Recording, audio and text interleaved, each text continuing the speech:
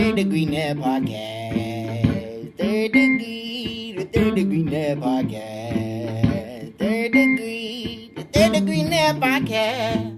Third Degree, the podcast, is brought to you by Soccer 90. Soccer90.com is your source for all things U.S. national team, international club gear, international national team gear, and, of course, FC Dallas and Major League Soccer stuff. They got jerseys, scarves, tees. They got a little bit of everything from all over the world, and you can always shop online. But don't forget, you can actually go to the physical brick-and-mortar store, which is right there on Main Street in Frisco, Texas, next door to the Hall of Fame. It's a wonderful place to go check out all the stuff. And because you're a Third Degree listener, you get 25% off all your gear when you order online and use the code Third Degree at checkout at soccer90.com.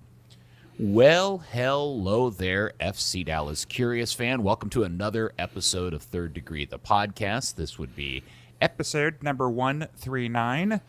Hi, my name is Peter, and I'm back this week with our good friend Dan Crooke. Hello, Dan.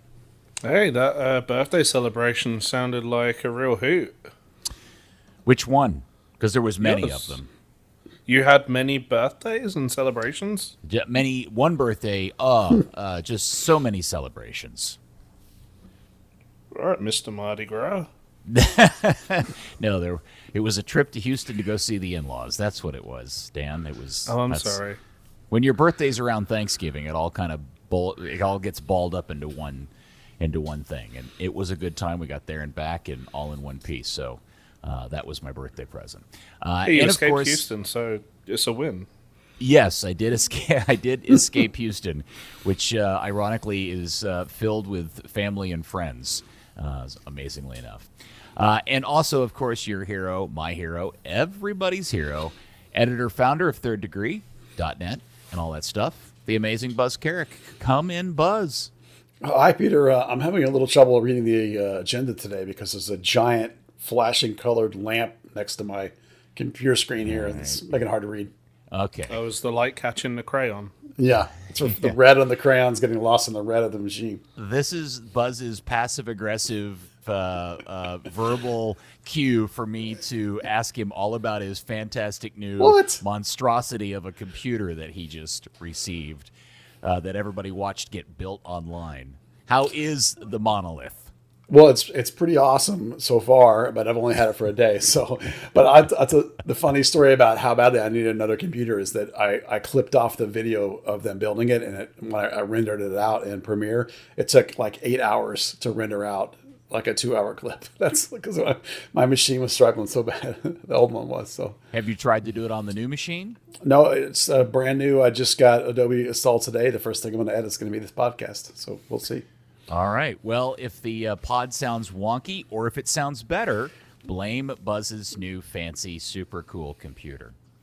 Do you have to pimp them on the pod or anything? Do you owe them any sponsor time or inventory? Okay. No, I paid them, but they do great work. If anybody else wants to know about it, you can just shoot me a message. It's definitely a cool idea, and it does look like a machine out of a sci-fi movie based on the. Oh, yeah, wait a second. This is the other thing we have to talk about, Buzz. Yeah. TikTok? Really? Aren't you a little old for TikTok? Oh, very, but I was probably old for Instagram. But, I try, probably, I'm not an early entry guy or anything, but I try to adapt social media stuff for Third Degree that becomes big. I'm late at the TikTok thing, but, people use it, so... I try to put our content on multiple platforms. I mean, I've learned over the years that everyone has their favorites, and so I'm repeating what we do everywhere. And some people only get it on Facebook, or some people only get it on Twitter or so. So, why not TikTok? We'll see what happens. I have an idea. I have a great idea. Dan, you're going to love this idea. My suggestion is you take every episode of the podcast and chop it up into 1-minute bits, videos, and you film attractive young adults mouthing the transcript of that podcast clip. Is that what people do on while they TikTok? Do fancy little hand dances? Yeah. It'd be Buzz doing his instant reactions while doing a dance. Right, Yeah. exactly. I don't think I'll be dancing, but I'll certainly put the instant reactions on there for sure. Okay. I don't know. My TikTok feed's just like dogs and soccer, so I mean, I don't get a whole lot of dancing on it. I only see TikTok when I see somebody else link to it on another, like Twitter or Instagram. I don't have a TikTok account. I'm afraid to have a TikTok account, to be honest with you. Yeah.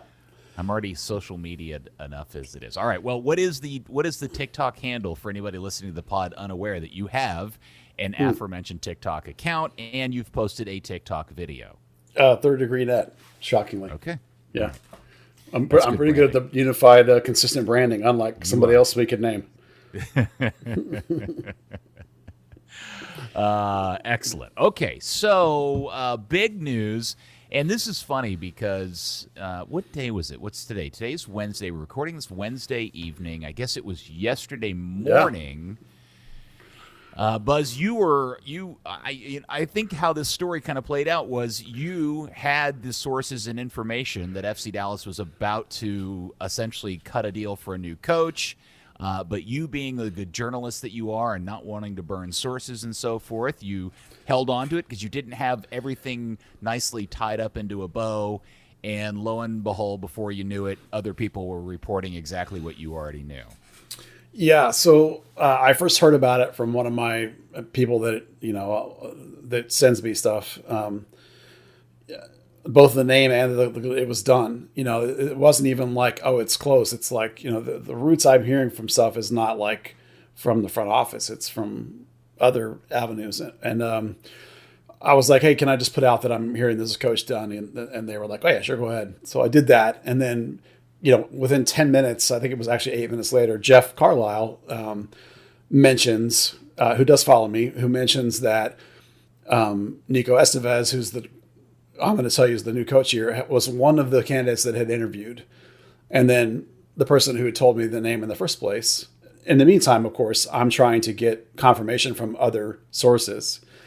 The person that's, sends me Jeff Carlisle's tweet and says, oh, look, it's out there.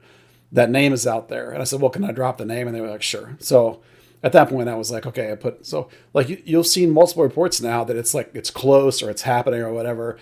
The people that I'm getting it from are throughout the organization. So like for them to be telling members of the team or members of the coaching staff or whatever for it to percolate out far enough for me to hear about it means that they're notifying the people inside the club that it's done, it's happening. So, nothing's been announced by the team yet. And since Carlisle first mentioned the name, and then after I said there was a coach had been hired, and then I said, okay, yes, that's the name of the coach that's been hired. There's been 4 or 5 more people that have confirmed it. So, it's done and short of everything but them actually announcing it. They didn't do it today. I'm sure that'll be early next week, maybe, probably before we'll hear officially. But, this is the guy. It's done. Yeah, so if I'm doing my math right, it's been essentially 73 days since Lucci was sacked, and there's 86 days before the season starts. Those numbers are going to change, obviously, by the time Dallas gets around to announcing Estévez as the new coach. But it does feel like they were running out of time to get something done. But I also have this weird sense that this is a name that kind of appeared out of nowhere, Buzz. And not that in itself means anything, but, man, everything I was hearing and everybody else was hearing, and also just kind of we were all preparing ourselves for was the likely announcement that Eric Quill was going to get the job. So I guess my question is, do we have any sense if this Estévez thing has always been, in the running? Did he show up late and win it? Or do we have any sense about how this came to be? No, not yet. I imagine we'll learn over time. I actually have not been assuming it was going to be Quill. I assumed it was going to be someone from the Hunt connections, but not from inside the club. I had gotten to the point where, because it was taking a while, the longer it went, the more I felt like it wasn't going to be Quill. Because if it was going to be Quill, they would have just done it, right? So yeah.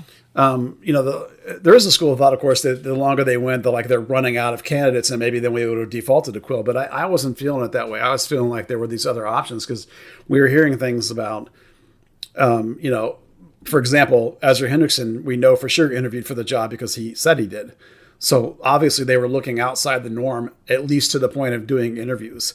So that meant they were stretching themselves a little bit. And this is a guy who's not part of their direct Hunt family. So, there's still, I'm sure, a giant level of trust factor in the sense of like organizational discussions with Greg Berhalter and the national team, administrators and stuff like that.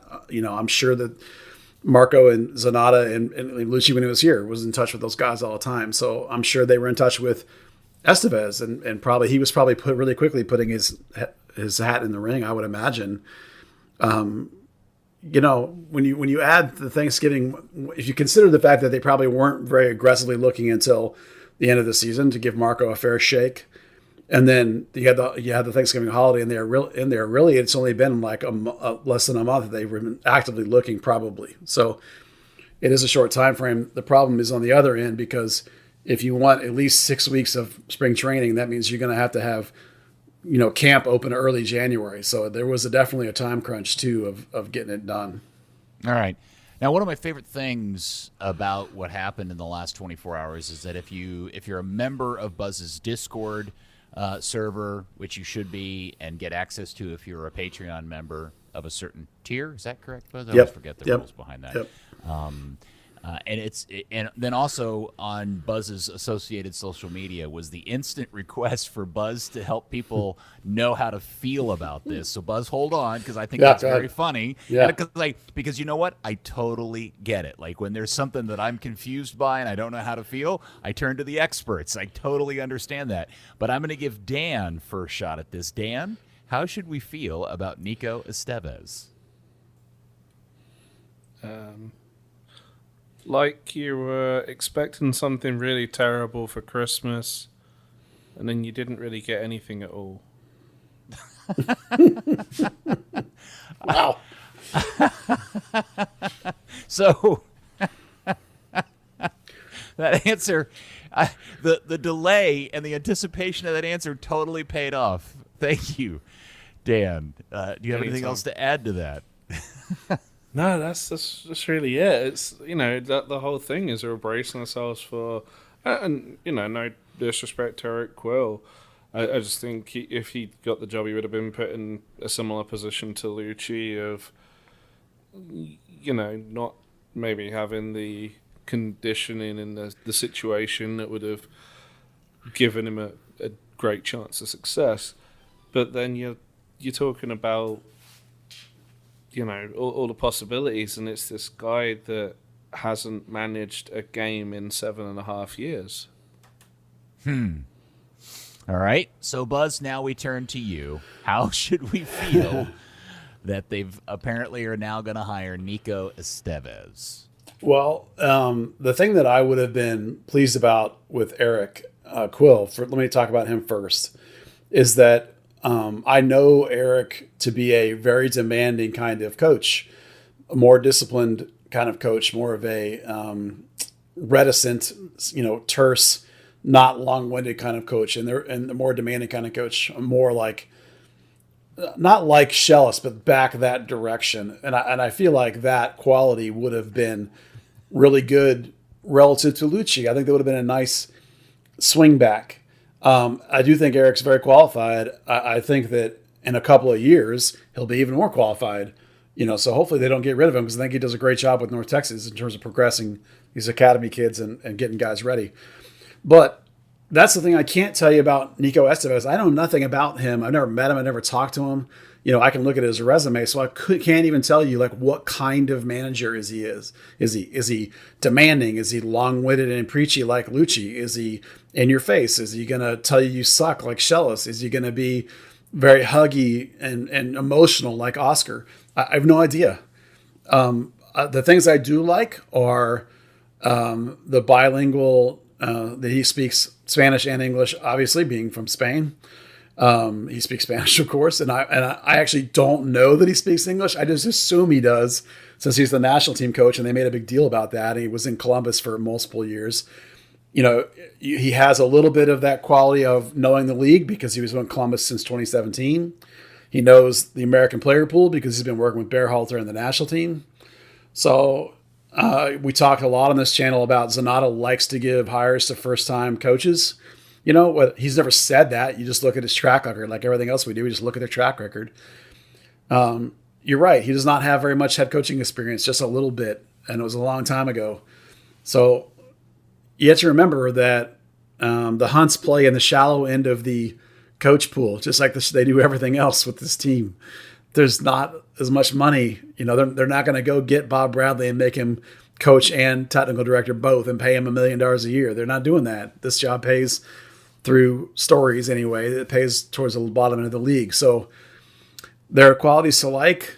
You know, I don't know, were you going to get much better than this with the Hunts? At least they went outside the club for the first time in a long time.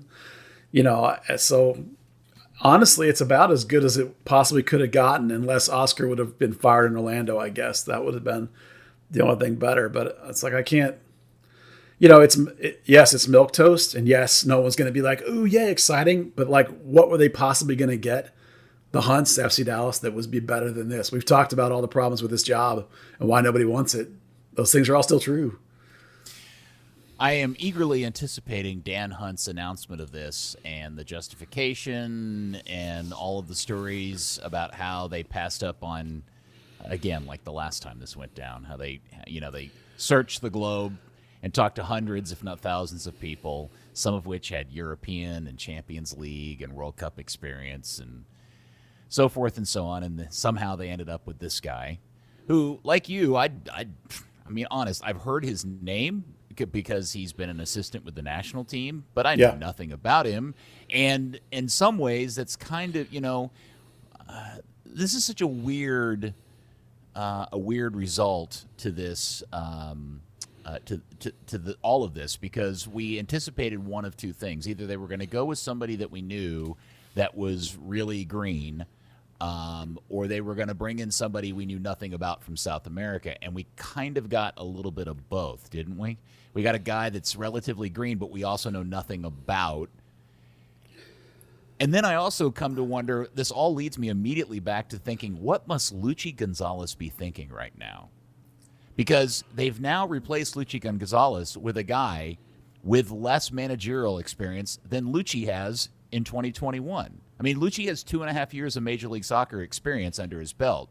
So when they got rid of him towards the end of this past season, you would think the thinking inside the club is, look, we gave this a good try. We gave a guy with no experience or little experience a shot, but we really need somebody that knows how to handle these situations. We need to, do something different. They kind of just came back and did the same thing. It's like being a guy that gets drafted as a rookie quarterback and started for a couple of years and he just can't do it. So they trade him off and they replace him with another rookie quarterback? Well, he does have 2 years coaching experience of adults, which puts him ahead of Luchi. When Luchi was hired, it puts him even with Luchi now. I don't. Luchi's a pragmatist, right? He's very preachy, and he very much likes to get people to buy in and everyone be positive, everybody be on the same page. But he also is a realist in the sense of he talks to players. You heard Taryn Tessman talk about this. He talks to players all the time. Like, in this business, you got to be ready to be done any minute. And we'll get to players later that just got let go. You really do have to be ready any minute. Luchi and I talked about this all year, actually. The idea that, like, he coaches in the moment because he knows that any given time at the end of the year or even during the year, he could be out of a job. And he knew in any minute he could be out of a job. So he was certainly prepared for this, Luchi was.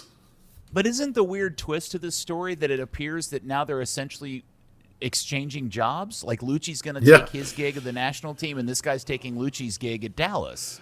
Yeah, I checked in on that. It's not done on Luchi to the national team, but it's very, very close. So, yeah, it looks like entirely possible. I mean, listen, I think that there's not a direct swap here. I think that once Dallas is, like, interested in this guy and they're bringing him in, then the national team's like, oh, we need a coach. And we knew they already were talking to Luchi about the U20s. He turned him down. And I've mentioned before that Luchi knew that maybe like an assistant on a senior team was like a good place for maybe him to go, like in MLS, if he couldn't land a head coach job. And that's the same thing with the national team. I'm like, Luchi being an assistant coach on the national team for his personal career is, I think, a really good move. He's going to learn tons. So, I know it ends up being a swap, but I don't think it's really, that's not really the way it is, but it's going to look like that for sure.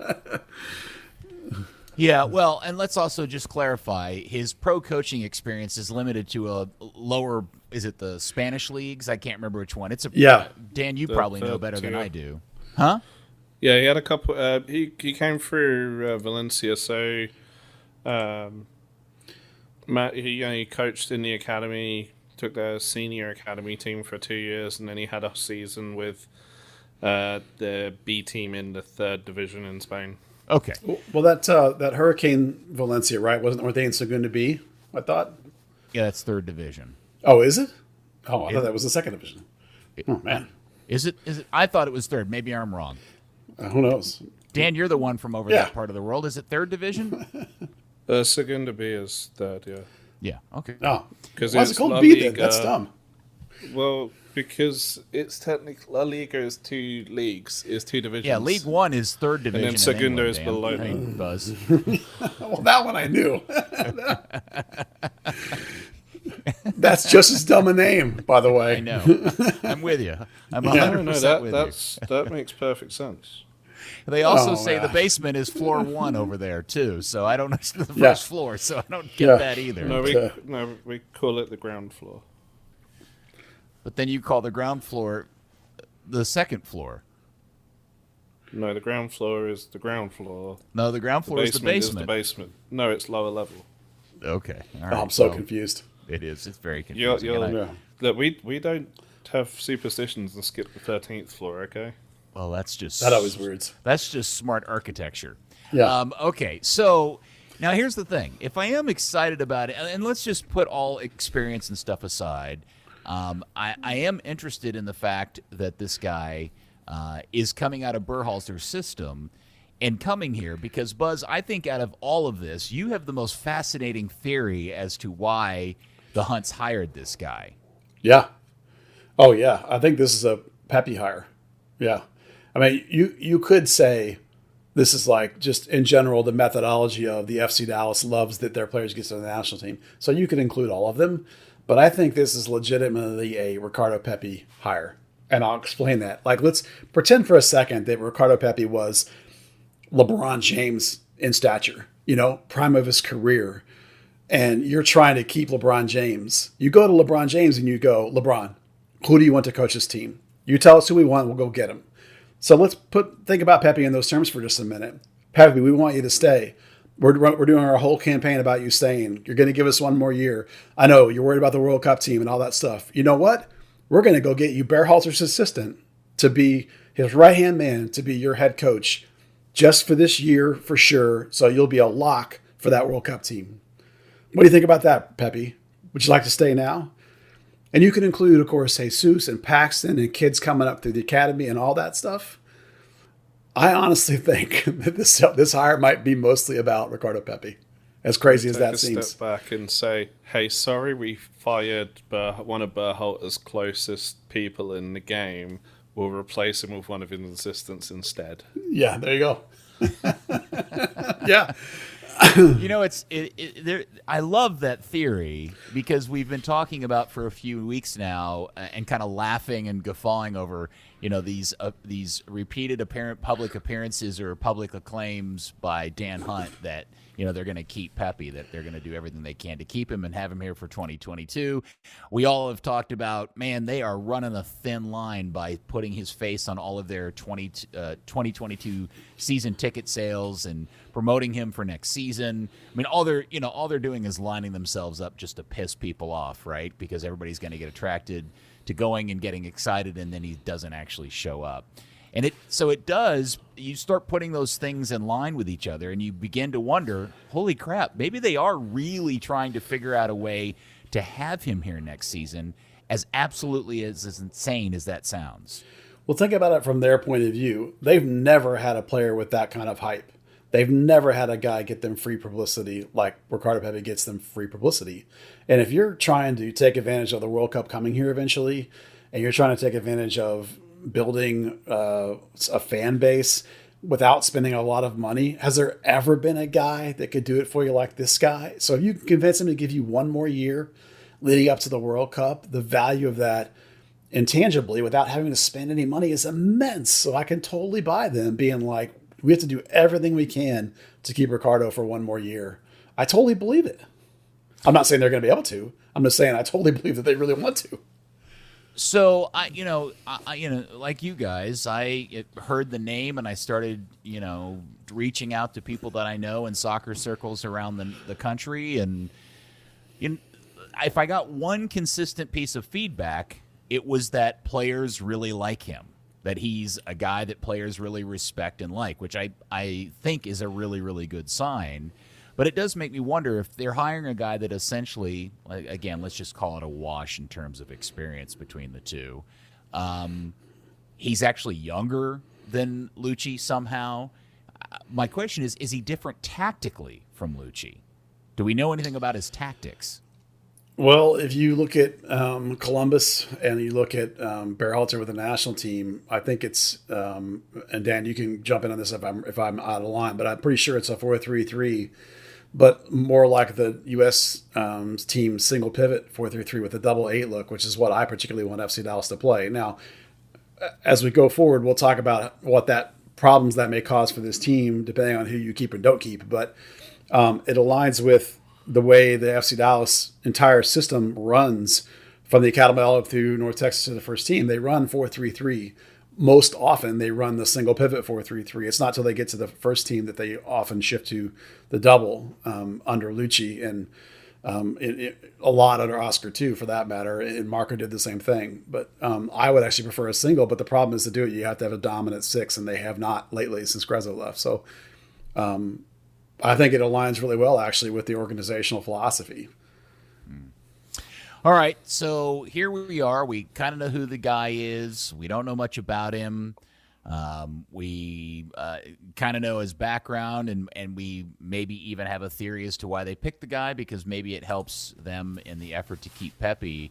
I guess the question is, do we have any sense that there's any changes on the horizon in terms of what Zanata and Dan and Clark Hunt are thinking about in terms of spending and lining up the proper tools to let this guy succeed? Or is he essentially in the same boat Lucci was in? I would imagine that he's in the same boat Lucci is in. I feel like, they've just, we're going to get to this in a minute, jettisoned a bunch of these 28-year-old signings that we talked about was so different coming into last year, how weird it was. Remember, we talked about there was like all of a sudden there's this double methodology happening that doesn't make any sense, and at the end of the season, they did complain about playing too many kids, but at the same time, they also raved about Shun and the under 22 initiative and how they want to take advantage of that. So I think there's still I think that we're going to get more back towards the idea of playing the homegrowns that are established and maybe not the ones that are 17, and playing and trying to capitalize on this U22 kind of initiative where, which is where they've struck gold before. Barrios came here at 21, I think. Fabian Castillo was 18. Diaz was 24. That's not under 22, but that's still relatively towards below the prime of the career. So I feel like they're going to lean back that direction based on the comments they're making and based on the players they let go. So we'll find out, won't we? Dan, do we have any sense as to whether any of the coaching staff will stick around, Drew and Lucene and those guys? I mean, I think you've got to assume that they'll specify that Lucene and Drew will stick around because of just how highly thought of they are as coaches, even outside of FC Dallas. Buzz, have you heard anything about that? Yeah, not specifically. I think that the coaches that are there are all probably wondering the same thing. There definitely are organizational coaches, guys that they've been grooming, and you can include Quill in that conversation too, Lucene. You can include Michelle, who was Quill's assistant. No way they're getting rid of Drew Keyshawn. That guy's highly thought of around the whole league. The goalkeeper coach, that he's just very, very top tier. There's no question about that one. But, Chewy probably will still be around in some kind of role that he is now, which is this development of homegrowns kind of role. So I imagine that Estévez will get to pick his own staff. He'll get some of those guys as options, but the organization will also take care of some of those guys that have been like, if Lucine's been here for quite a while now, and let's say, just for example, I have no idea, that Estévez says, no thanks, I've got a guy I want to be my whatever instead of Lucine. Well, they're just not going to say, okay, thanks, Peter, hit the road. They're going to say, oh, we could open up an academy job for you. You could go down to the first and you'll sell one, or you could be something. Now some of those guys may balk at that and say, no, I'll look for a first team staff job or something, So you may not see all of them retained, but they will try and protect their guys. Like even Marco, Marco has a job still, whether Marco will stay or not is up to Marco, probably more than it is the organization. Yeah, well, he never was out. He was never at risk of losing his job in the first place. That was made clear by Dan Hunt when they assigned him as interim. So he didn't have much to lose. And you can tell when they got rid of Lucci, the ones that they felt, what I mean by organizational hires is the ones they kept. And the one that was Lucci's buddy, they let Mikey, they let go with Lucci because Lucci had brought him in. And so he went with Lucci. Or maybe he's told them, if you get rid of Lucci, I'm leaving with him. That may have been his call rather than the organization. He may have stood up for Lucci for all we know. So, all right. So before we move on to the other news of the week, I just want to kind of put this in a tidy bow as to how we feel about this. Like, are we excited or whatever? And I'll just start with me. My reaction is it's kind of like I said earlier. It's this weird mix.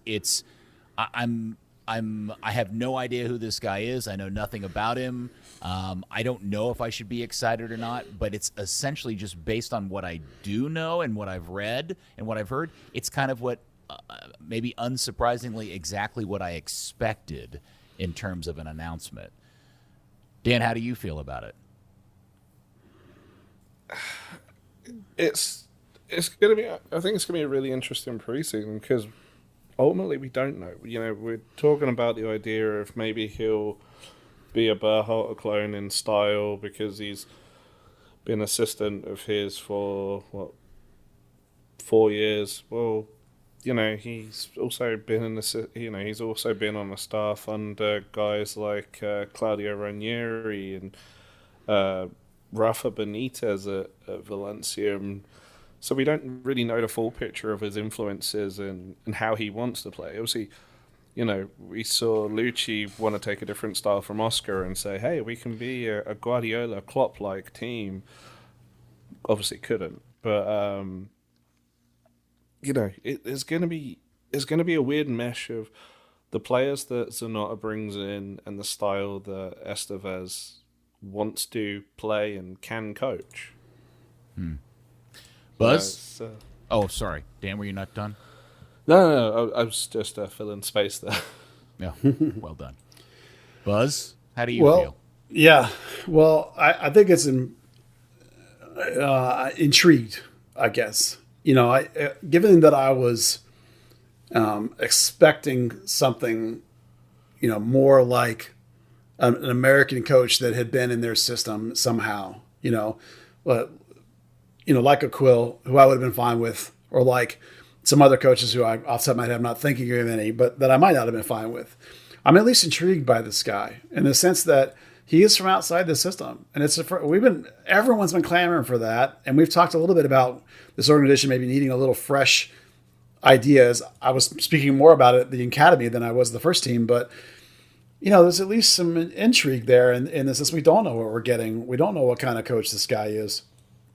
I will say that I believe he's responsible on some level for finding Yunus Musah and bringing him here, who plays at Valencia. Well, I'll tell you, that was the other thing I got consistently back is that he may have single-handedly been the person that got Musah to come play for the national team. I mean, even if he didn't know the guy, even if it wasn't personal, if he just identified the guy, well, that's pretty damn exciting. I mean, that kid's legit world class, right? So if you say he's single-handedly involved, well, dang, that's really exciting, that idea. So given the scenarios we talk about with this club all the time, the budget, the fact that Zanotta's picking most of the team, the fact that you're now going to come in and you're going to have, when you figure the Christmas holiday and New Year's in there, if you're lucky to get a week of real work in between now and the January 1st, and then you're going to have camp open a week later, I mean, the chances for this guy to really impact much at all going into January training camp, whenever it technically is going to start, he's going to have to be on a whirlwind of like 6 weeks of evaluating talent and putting a team on the field. So it's going to be a crazy spring training, frankly. And for us, of course, that'll be fun, intriguing, exciting. Hopefully we'll get to watch some of it, in this still crazy COVID era, whether we'll be able to, if they're staying here or going somewhere or whatever that is. But, the Musa thing makes me open my eyes and think, well, given the circumstances, we could have done a lot worse here, frankly. I was expecting a lot worse, frankly. It's kind of interesting because the Musa thing sounds like, they obviously weren't at Valencia at the same time. Musa was kind of a highly touted name with Arsenal and then coming up through the England age groups. But even if it's just somebody at Valencia's got on the phone to him, was like, hey, this kid's really good. If you're working with the US now, maybe you want to look at it because he was born in New York City. See if he'll switch. Well, that's a good contact to have because that's the same contact that picks up the phone and says, hey, we've got this crazy left winger. He's not going to make Valencia's first team, but I think he could do a job in MLS. Yeah, that's the interesting part to me, too. Although I will say if I have a concern about a guy who doesn't, I'm going to guess that he doesn't have his own staff necessarily, and he doesn't necessarily have his own process in place, getting a guy this new and in that particular role with such a truncated schedule in front of him before the kickoff of the season, when you also bound in all of the holiday time that's coming in there, you would think that if they had hired a guy that had all of this stuff already prepared, staff, process, and execution in place, getting the season kicked off would have probably gone a little bit more smoothly. That's my one concern about this guy is he's trying to start a new season while he's still figuring out how to start a new season. Can I be a cynic for a second? Yeah. If you're Zanata and please, you're I hate being the only one. Yeah. Sorry, buddy.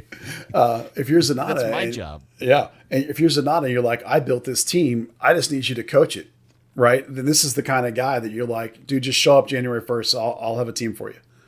You know what I mean? I'll have a staff for you. So I can see how, if you feel like your organization's in place and your roster's in place and you just need a coach, then you can open yourself up to a guy like this that doesn't have any of those. Let's think about it just as an example. If you'd have hired Bob Bradley, right? How would that have gone in terms of he would have wanted to remake the whole thing? So, this guy has to be like.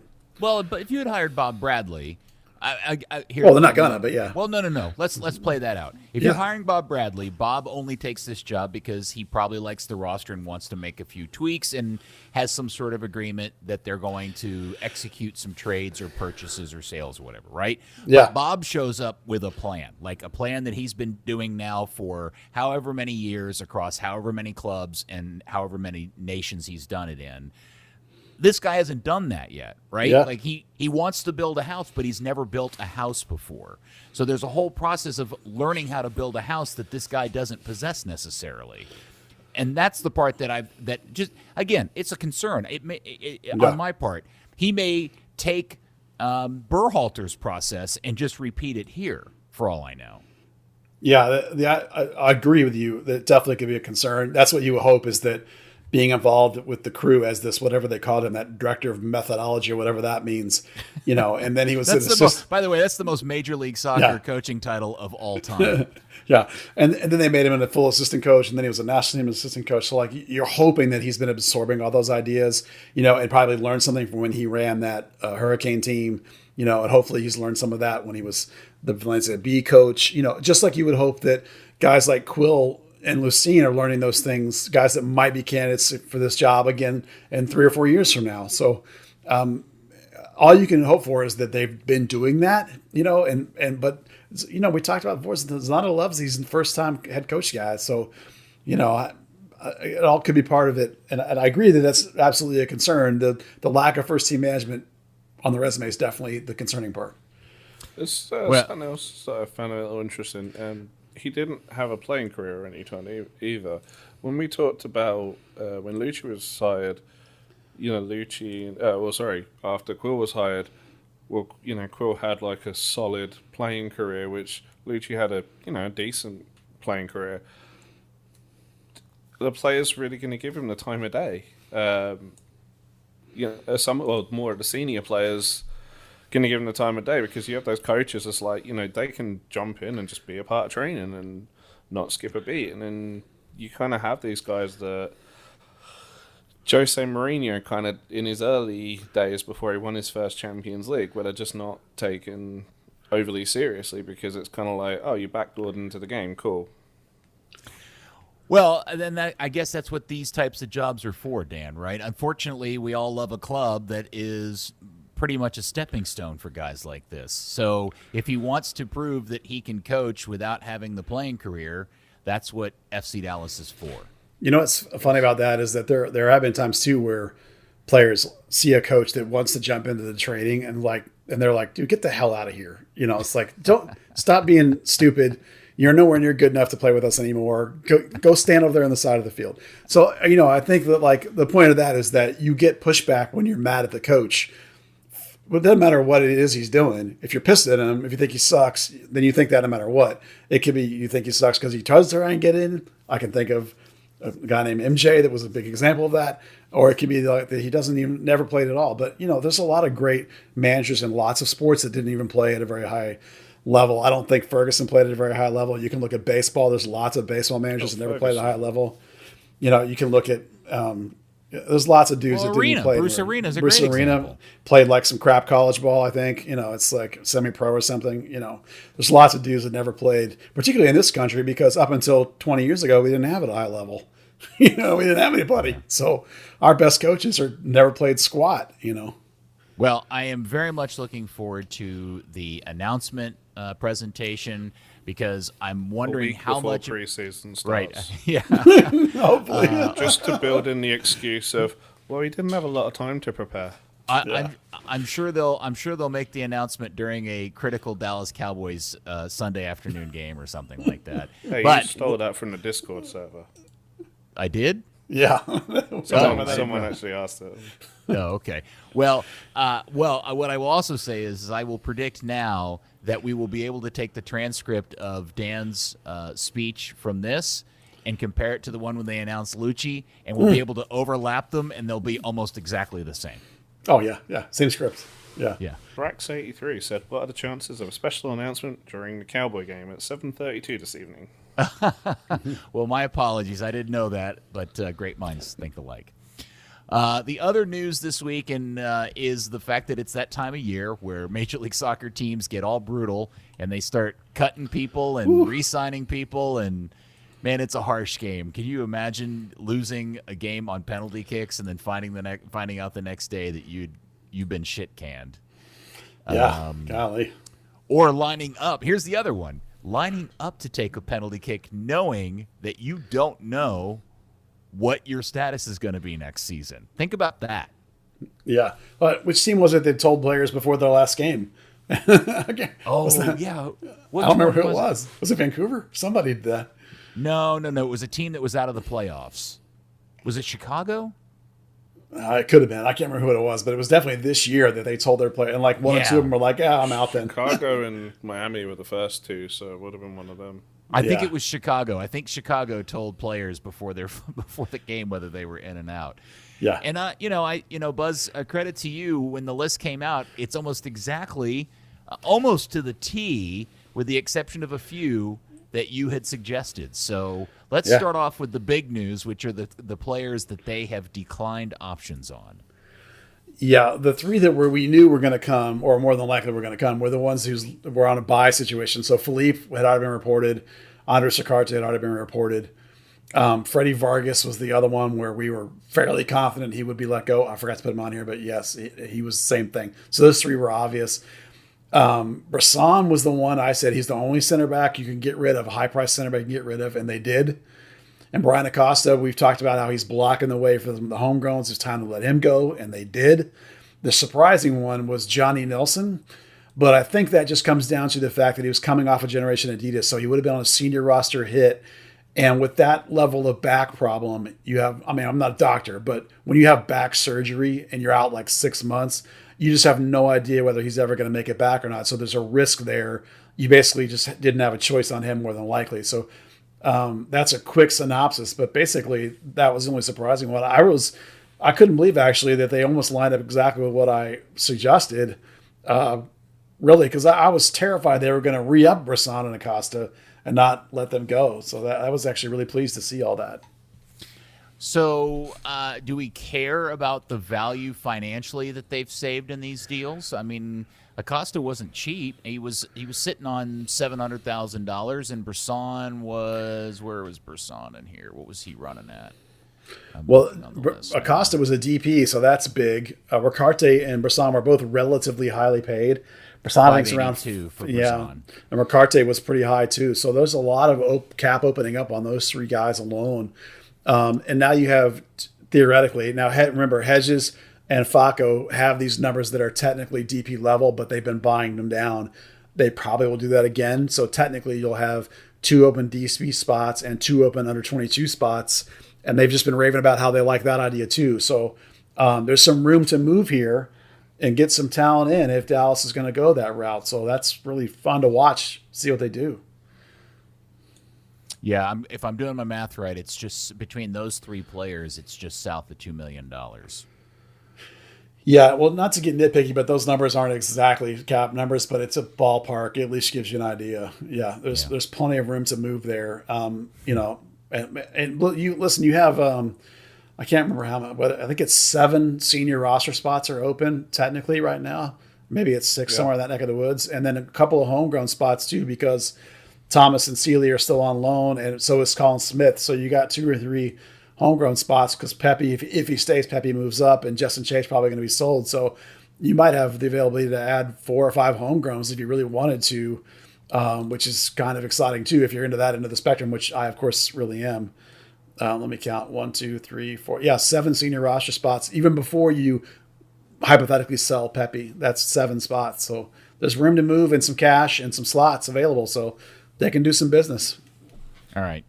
Well, Brian Acosta, don't let the door hit you on the ass, or whatever that saying is. Okay. Don't now kick options. the ball into the sky. Yeah. That's a good one. Yeah. Options again. Brian Acosta, the guy that scored a worldie on his first game, and then did he ever score again? I don't think so. Did Brian Acosta only score 1 goal his entire time with Dallas? I'm gonna have to look. No, but he I think had to that's have right. scored another goal, right? Maybe just wasn't a worldie, I guess. Hold on, let me look. Because you know else who has that? You know who else holds that honor? Andres Ricarte. No, his was even a deflection, if you remember.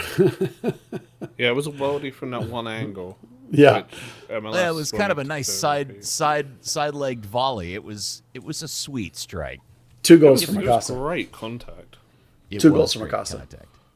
He did score another one. Okay, Yeah, well, good. yeah. So out of your 2 guys, you got 3 goals. All right, Yeah, kick ass. Yeah. Yep. Go team. On the any surprises in terms of the 6 guys that had their options picked up? One surprise was that, I don't know if you call it a surprise. I was on the fence on Eddie Manjama, but I think once you dumped Nelson, you didn't have a choice. And then Nkosi Tafari was really exciting when we learned that he actually has 2 more options with that crazy 1+1+1+1 contract. It's insane, but super good that they picked him up. I was afraid they might do something dumb like let him walk.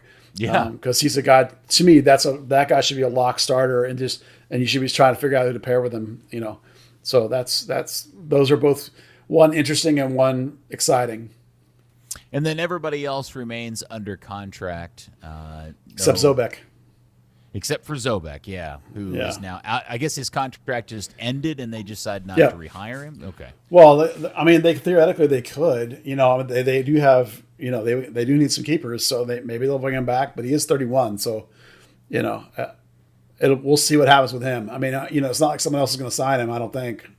Maybe somebody in the USL, I suppose, but I think there's a good chance he might be the 3rd keeper again, unless something falls out of the sky for him. So the question that I have out of looking at this list, which intrigues me, is the idea that you've now blown out the 2 center midfielders that you were paying a lot of money for but weren't getting any production out of, and what that indicates in terms of the club's plans for filling those midfield slots. When you add in the idea that you're also in the business of trying to grow and sell talent, You're also thinking about moving Paxton back into the middle. I hope. Or that way we hope. Yeah, Yeah. exactly. Yeah. And you got to start thinking, is the new guys, Estévez going to play some sort of different formation that may change where everybody goes? And that that part I do think is pretty interesting to start thinking about. Yeah, a lot depends on whether they keep Pepe or not, because that influences Jesus. Because if you keep Pepe, then where does Jesus play? If this guy does play a Bearhalter 4-3-3, because we talked about that with Jesus in the national team, like where does he fit in? It's really only as that false nine idea. So all of a sudden, does Jesus have to be a winger here? We already want to move Paxton inside, and we already think Cervania clearly had beaten out Acosta since they let him go and cleared the way for Cervania. And so you still got Faco and Edwin playing as the 6. Cervania's as in the 8 mix. You're hoping Paxton's like a second 8, the double 8 look. That's what you want. That's what I want. Well, then that raises all kinds of questions about if Pepe here or not here. Is Jesus a false 9? Is Pepe a 9? Jesus false wing, left wing, false wing is what it would be. Like he does with the national team. Like the national team does, Jesus doesn't do that, but that's what they do as a group. Yeah, but see, it does make me wonder if Zanata's out shopping for a DP level midfielder. It's possible. It depends on whether you think Paxton can do it. That's the thing, right? If you think Paxton's the answer and you think Cervania's the answer, then you're fine. You just go with those 2 guys, and you've got you need a backup probably in there somewhere. Nicky Hernandez has not lit the world on fire, so we have to wait, really. Yeah. Well, but they also need depth at those 2 wide positions too. They can't assume Schoen and Obrian I guess they probably think Obrian will play another full season, but you know what I'm saying, right? Yeah. Well, you hope. I guess you're hoping El Mercur progresses. Maybe the plan is to put Jesus out there. They definitely have some holes. Like we talked about on the pod you missed. Dan and I talked about that left wing in particular, but wing specifically was the place that they could probably most likely make an impact signing, because you want to move Paxton inside, because you want, even if you wanted Paxton to stay out there, you still want a rotation with somebody in Paxton and somebody in Obrian. You don't want 34 games out of those 2 guys each. You want Schoen in the mix, yes, but you probably need a 4th guy, and you can't count on El Mercur to be that 4th guy. Is it Jesus? Is it a new signing? Look, they got 7 open spots, man, and 2 DPs. So, we'll see what they're thinking. It's going to be fascinating to see how it goes. Because think about this. Like, if you think Paxton all of a sudden is maybe like super excited because he sees the way opening to go inside, and then you sign a DP 8 to play that spot, he's going to be done mentally, Yeah. Well, a question, procedural question. If, in fact, the Hunts were considering taking Buzz up on his idea of just buying out Franco Jara, would they have had to have done that by that deadline date this week, or is that open to whenever they want to just pull that trigger? No, you can actually do it during the season. Oh wow, okay. There's a difference in, you can do it any time in the winter and get full clearance. Now you have to pay for it yourself, of course. That's the kicker. Is during the winter you can do it yourself and then clear cap and spot and everything. If you during the season, you don't get to clear the cap, just the roster spot. So you can do it whenever you want to, but they still have all spring to do it if they choose to. But come on, man, they're not going to do that. They'd rather just eat the money, because the money's spent, right? So they're like, we spent the money. Why would we just get rid of the player? Particularly if they're going to sell Pepe. Right, then all of a sudden, he did score 7 goals. Now, listen, we all think he stinks, right? But there's been many years where 7 goals led this team in scoring, Peter, and he did it mostly as a sub. Well, that I'm not really saying speaks more. That probably, but Buzz, that also speaks a lot more about the club overall and not the qualities of Franco Jara. Yeah, but if you got a guy who, forget about the money for just a second, you got a guy that scored 7 goals in 20-something games. That's not horrible in Major League Soccer, considering that he only started about 10 of them. I'm not saying that he's good. Don't get me wrong. I'm just saying that like the chances that you can replace that with as bad as they have been lately on scouting, the chances you can get that back are not actually very good. Yeah. And the guy's a model pro. Listen, I can't stand the fact that he's so terrible, but it could be a hell of a lot worse, frankly. 7 goals is not, for that money, it's horrible. But if he was on 100K, you'd be ecstatic. Well, it also, when you throw in the fact that, well, you probably warmed up to him more than I did, but between him and Obrian, they had 16 goals this season. Yeah. Well, Obrian had better numbers than Barrios ever had in terms of goals, for sure. His assist weren't as good, obviously, but, Obrian was better than Lenoir, but in so many ways, for example. If you take his last half of last season and you replicate it for an entire season, he's got ridiculous numbers. Because the first half he stunk. So did anybody take the time? I didn't do it. That's why I'm going to ask you guys. Did anybody take the time to dig through anybody else's rejected pieces and see if somebody was floating around now that would be a good fit for Dallas? There's a couple of good ones out there.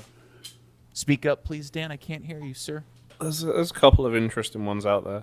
There's Maxi Aruri if you wanted to have a repeat of anything. That's true, they did. They got him. Yeah. So the one that caught my eye the most, and I haven't seen him play this season to know if he's still any good or not, but Balu Tabla, who remember Barcelona bought him a couple of years ago and put like a $75 million or 75 million euro release fee, and then eventually they'd agreed like a buyback price with Montreal. They've actually declined his option this year. Still only 22 years old, attacking midfielder. Did he do anything for Vancouver? Well, no, because he played for Montreal. I mean, Montreal, excuse me. I get my Canadian. I have no idea how he did this season. I was just looking through the list that MLS posted earlier. Yeah. Sebastian Lejet might be available for trade. Not sure if he does anything for you or not. No, not really. I mean, where would he play on this team? I mean, 8. He's a center mid and kind of a left guy. Yeah, well, I mean, that would be the Paxton spot if you're playing a 8 look. I'm not saying that we should do that. I'm just saying that, I think that's a name that's like... I think he's a legitimate MLS player. This is why when I go back, this is why I asked the question earlier about is Zanata out there looking for some sort of DP or near DP quality foreign signing center midfielder? Because I'm interested in knowing if they're going to try to bring in somebody of quality to A, buffer the center of the midfield, and maybe even B, provide some sort of leadership / challenge to these kids. Because one of the things I do worry about with young players like this is the idea that they just know they're starting, and there is no pressure on them to really work for their jobs. Yeah. That's a good question. It's going to depend entirely on how much faith you have in those guys, because they definitely cleared the deck in there with both Ricardo and Acosta gone. Everyone they could get rid of, they did. So that's what it comes down to. Do you think that those two kids are good enough? That or do you go hunt? It also depends on how good do you think Jose Martinez is. You got to fill your left back spot. You're at least a reserve. If not, get somebody that challenges Hollingshead since he's going to be 31 in April. You got to think about, are you losing Pepe or not? Are you losing Jesus or not? How much is Shun going to be gone? There's some pieces here that have to be figured out. Hedges doesn't have that many years left.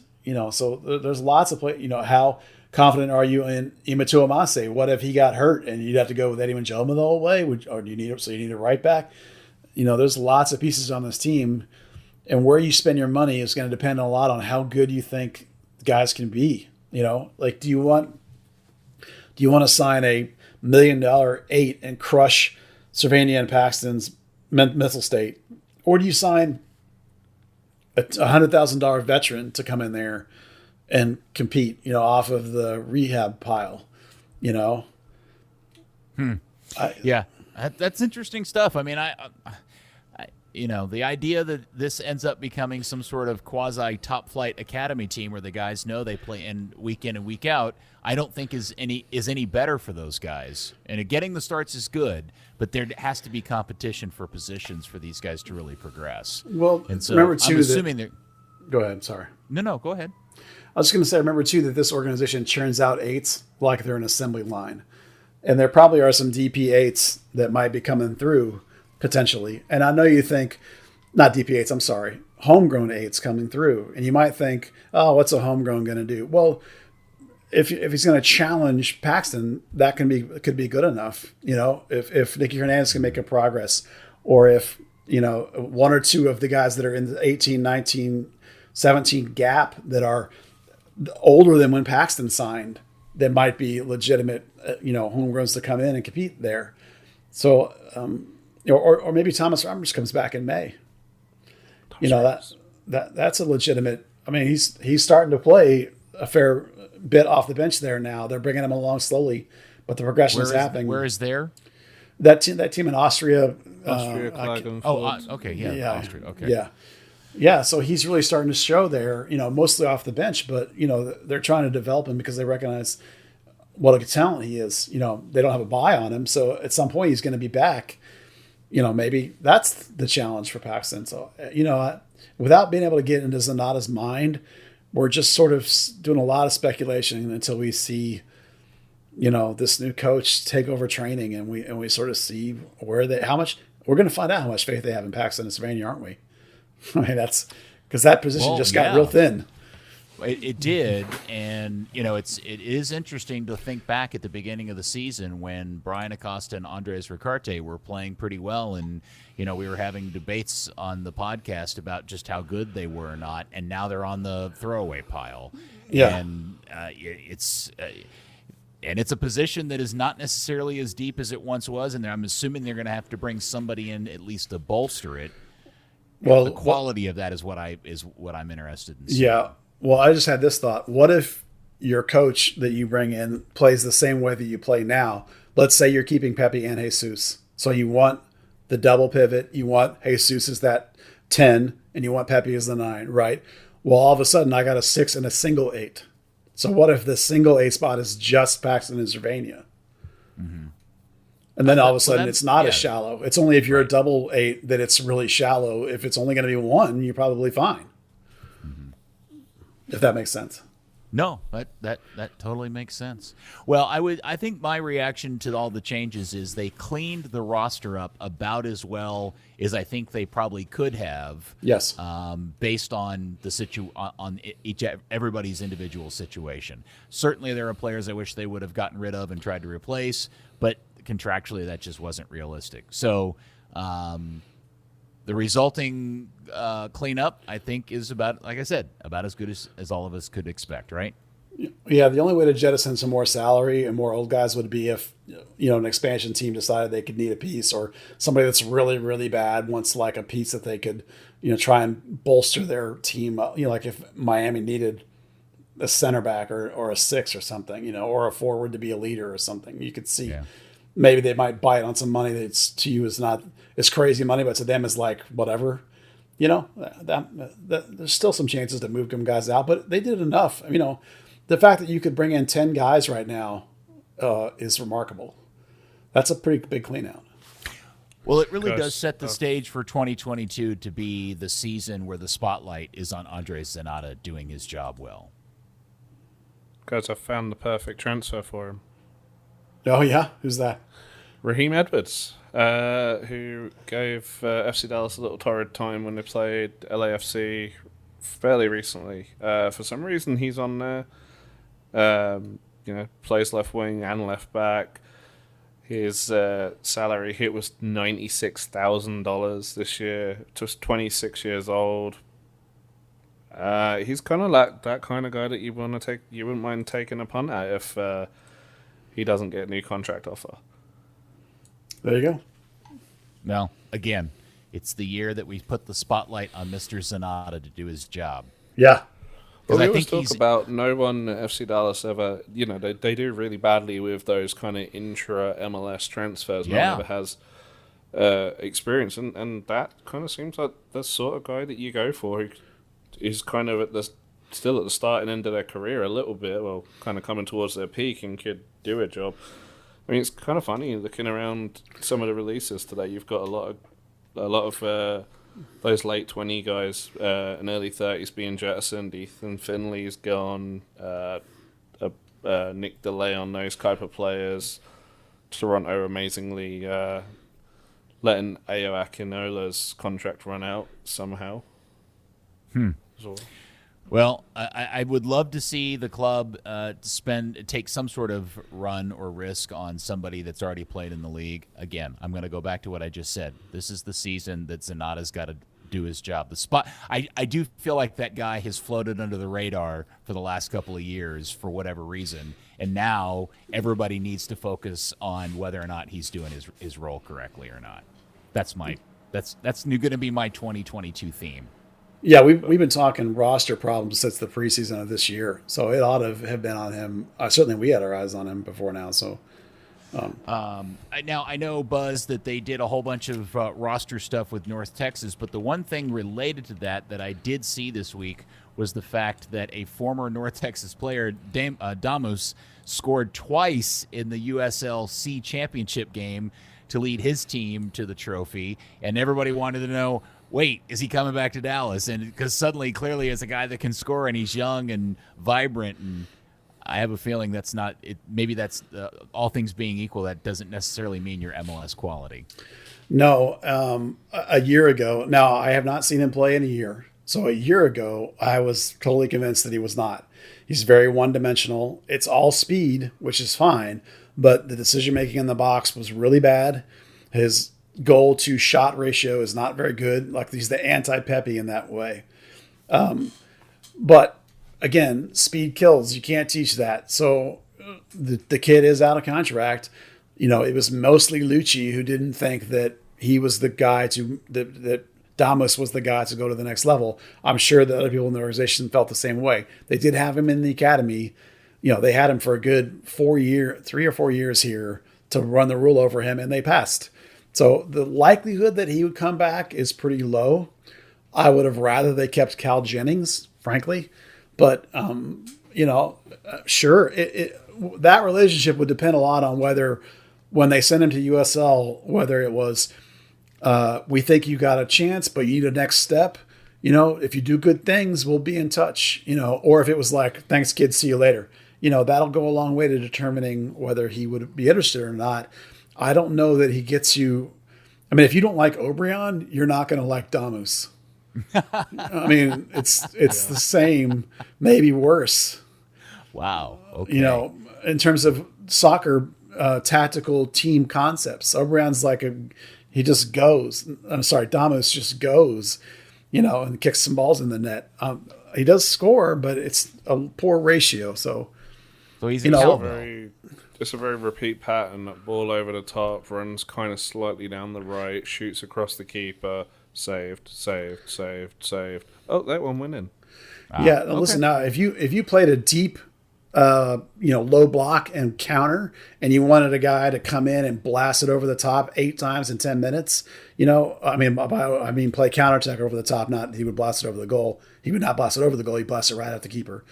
That could be a guy for that. But if you want to actually play like Dallas organizationally plays, which is this attempt to build and possess and ticky-tacky and press and all that stuff, Damus is not your guy for that.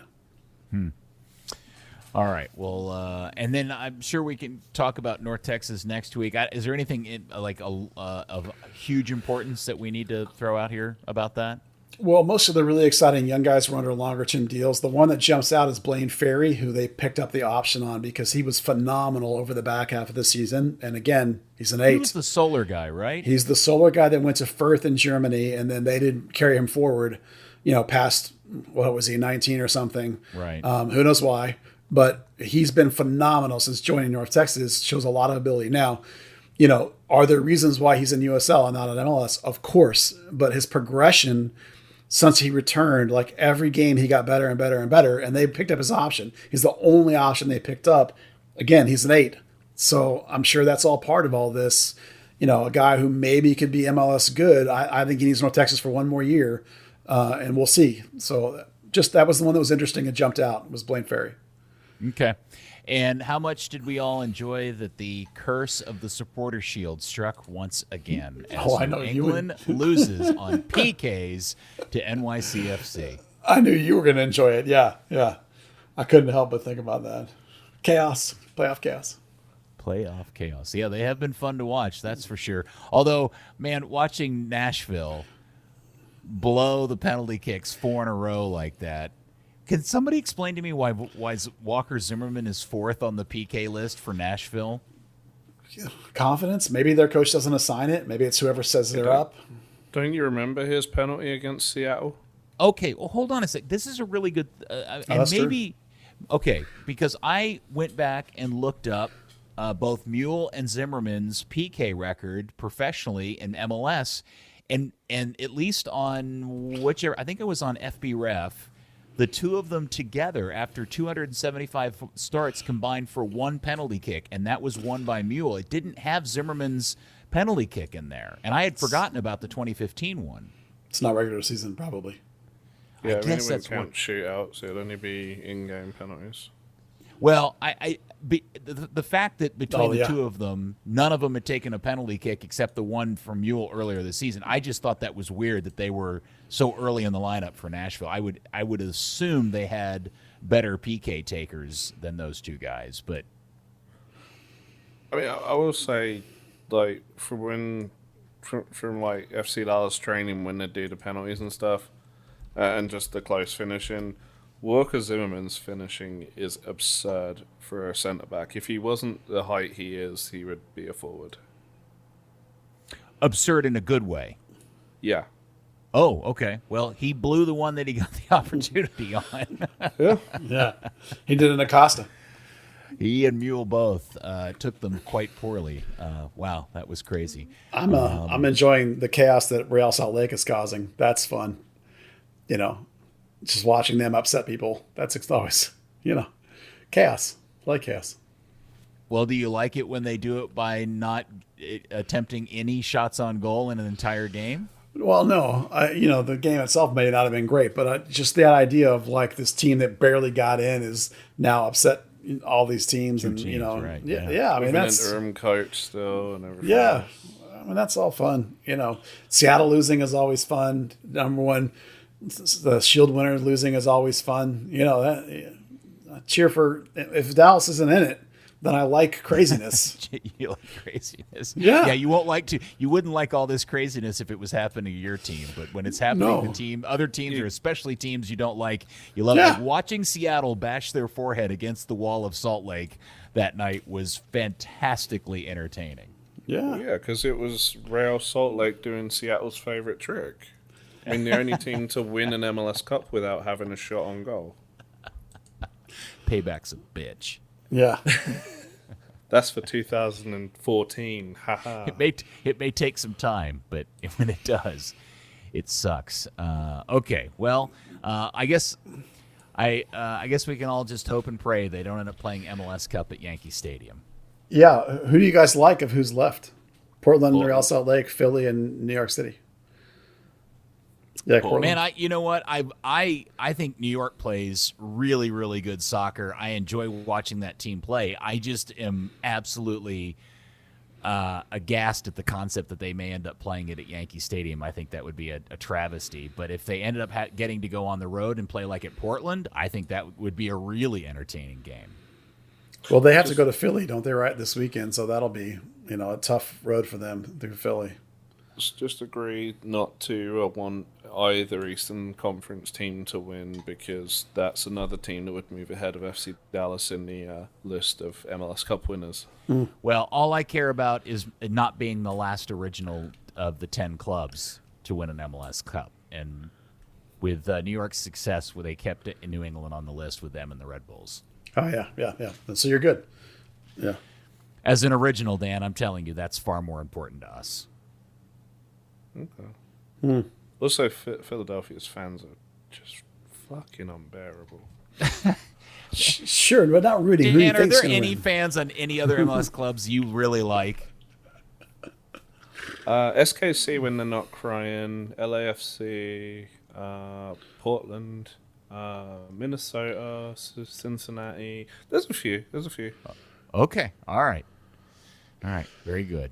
Portland's such a great example of the big game players that they have. That can. Now they've lost a couple of them from injury, but they always have these guys that just rise to the occasion. It's amazing, that group. Diego Valeri's done absolutely nothing, so I fully expect him to bag a hat trick in MLS Cup. Yeah, Blanco got it done last time and then blew out his flip flop. So maybe it'll be Larry this time. His flip flop. Yeah, stepped on a pop top. All right, John Mellencamp. Anything else we need John to cover? Mellencamp. Yeah, it was very John Mellencamp sounding, like sucking on a chili dog. Huh? It's Margaritaville, dude. Oh, sorry. Had to cruise on back home. Booze in the blender. Pseudo remender. Come on. Man. Stop. Please stop doing that. Don't do that on this. Don't recite those lyrics on this podcast. Please don't do that. Okay. What's going on? I don't know. This is disturbing. Buzz is reciting Jimmy Buffett. what's his Jimmy Buffett lyrics. Yeah, He Margaritaville. doesn't even do the concerts in Frisco anymore. Because the guy blew out a flip flop. That's why I'm doing the lyrics. We've really bogged down. Anything else we need to cover so we can put this thing, No, just end it here and now. snuff it out, put the pillow over it, and kill it? This All has right. been the final episode of Third Degree That's the right. Podcast. Thanks for listening. Dan tried to cut last week's short to like 10 minutes twice. Twice. Yeah. I heard. Listen, I listened to last week's, almost 2 hours of it while I was decorating the outside of my house for Christmas. So you guys did a good job. It was Is good. And your house I heard like lit up in red and white hoops? No, definitely not. It should no, be. We have a quasi nativity scene made out of the toys from the Island of Misfit Toys. So there you go. So All Mara right. Diaz is in there. Don't forget, kids, Soccer 90 is your source for all things FC Dallas national team and international club gear. They got all kinds of stuff. If you're thinking about Christmas gifts, this is the place to go for all your soccer-loving family and friends. They got jerseys, they got scarves, they got stickers, they got T-shirts, they got everything. And because you're a Third Degree listener, use the code Third Degree at checkout, and you get 25% off your entire pie when you check out at soccer90.com. Dan, thank you for all of that stuff.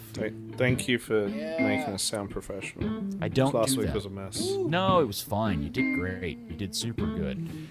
And Buzz, F you for reciting Jimmy Buffett lyrics. Oh, sorry. Well, I was going to tell you that our merchandise will be on sale basically from now until like a few days before Christmas. If anyone wants some. There's some good stuff in there. Yeah. You have a newer shirt, don't you? I don't think so. I think there's just the Pepe. I brought the Pepe 9 back since he switched to 9 with the national team. Brought that back. Oh, okay. But I do have one coming. I have one of our patrons wants to do a shirt. He's a graphics designer, so we're going to whip something up and see what we come up with. All right, cool. All right, well, thank you, FC Dallas Curious fan. We will speak to you. We are doing one next week, right? Yeah. All right, we'll speak to you next week on episode 140 of Third Degree, the podcast. Who the bloody hell's Nico Estévez? Third Degree, the Third Degree Net Podcast. Third Degree, the Third Degree Net Podcast. Third Degree, the Third Degree Net Podcast. Third Degree, the Third Degree Net Podcast.